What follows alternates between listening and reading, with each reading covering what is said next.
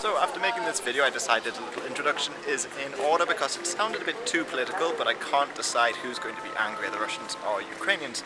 So anyway, just to reiterate, it's not meant to be pro anything, it's just stuff that I find interesting. Anyway, here's the video. In Ruthenia, beginning in the 15th century, when the Polish-Lithuanian Commonwealth controlled the region, the largely Orthodox population organised brotherhoods, and their clergy largely led them.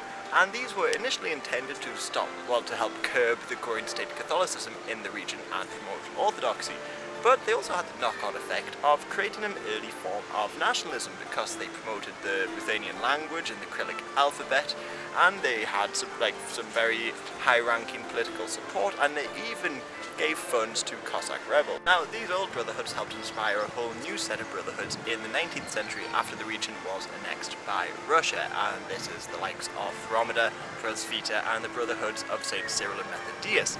Now, they had a very similar role to the ones back in the 15th and 16th century, where they just promoted the local languages. This is where it gets a little bit controversial, but I'll try and say this in the most neutral way possible. Now, in the mid-19th century, Russia didn't see Ukraine as a separate entity. In fact, it was just called Little Russia at the time, and they passed the value of circular, which sort of banned Ukrainian being taught in schools and places like that.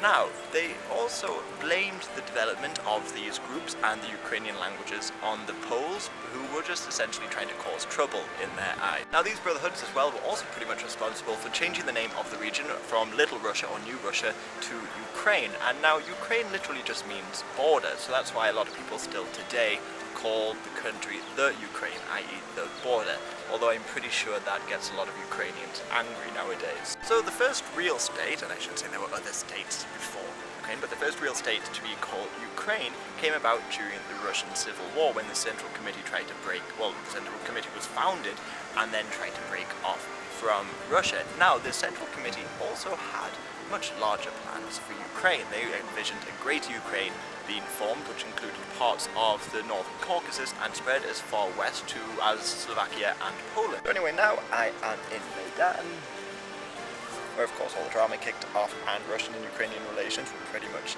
severed.